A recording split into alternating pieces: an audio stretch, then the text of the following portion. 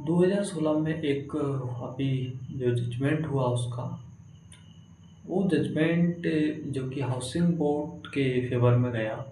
Civil मामलों में क्या होता है कि जैसे अचल संपत्ति जो भी रहती है, जहाँ पर झुग्गी-झोंपड़ी बना के रहने लगते हैं और फिर बोलते हैं कि हमारा ही कब्ज़ा है ये। तो हाउसिंग बोर्ड का था, वहाँ पे वो रह रहे थे काफ़ी समय से। तो उसमें निर्णय ये लिया है कि अचल संपत्ति स्वामित्व और अधिक लंबे समय से आधिपत्य है। उस समय से क्लेम करता है तो ये अनिवार्य है, उसका आधिपत्य विरुद्ध होना चाहिए और उस भूखंड में वादी सर्वप्रथम प्रमाणित नहीं किया कि भूखंड उसका आधिपत्य कब से प्रारंभ हुआ। ये चीज़ उसने वहाँ पे प्रमाणित नहीं की, जबकि उसने ड्राइविंग लाइसेंस आदि चीज़ें बताया कि हमारे इस टाइम से हैं, लेकिन उस टाइम पे डिजिटल ऐड नहीं थे ड्राइविंग लाइसेंस। 2000 के बाद डिजिटल हुए, तो इन चीज़ों को वो प्रमाणित नहीं कर पाया। 2011 के में तो उसके 30 वर्ष पूर्ण नहीं हुए, तो वहाँ पर उसका ये पहले पॉइंट में ही, तो ये सारी चीज़ें तो अधिकारिता पैदा नहीं होती है, तो कोर्ट ने वहीं मना कर दिया। तो अपीलार्थी के अधिवक्ता जो थे, उन्होंने ये तर्क दिया कि मध्य प्रदेश शासन को हमने 80 धारा 80 की सीपीसी के तहत हमने नोटिस दिया, लेकिन उस पर कोई जवाब नहीं दिया।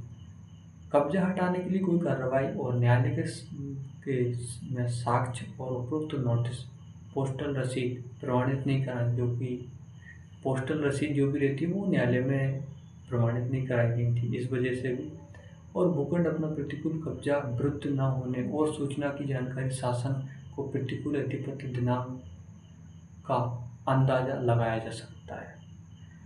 तो मध्य प्रदेश शासन एक व्यक्ति नहीं बल्कि एक तंत्र है, और राज्य के अनुसार राज्य में जो भी है सूचना विशिष्ट रूप से दिया जाना चाहिए। और भूमि में जनता रहती है, झुग्गी झोपड़ी बनाती है, तो इसका मतलब ये नहीं कि वो उनका कब्जा हो गया हमेशा के लिए, क्योंकि वो तो जनता है रहेगी। तो इस आधार पर भूमि स्वामी हो गए हैं, तो इस मामले में वादग्रस्त भूमि किस दिनांक से प्रतिकूल प्रारंभ हुआ है उसकी जानकारी मध्य प्रदेश शासन, उसके द्वारा दी गई मध्य प्रदेश शासन और राजस्व विभाग, नूजल विभाग, नगर इत्यादि कहीं पर भी वादग्रस्त भूखंड अपीलार्थी वादी का आधिपत्य होने का कोई प्रमाण नहीं है। तो ऐसे में नक्शा प्राप्त आदि मंजूरी प्रस्तुत नहीं किए गए हैं, इसलिए भूखंड पर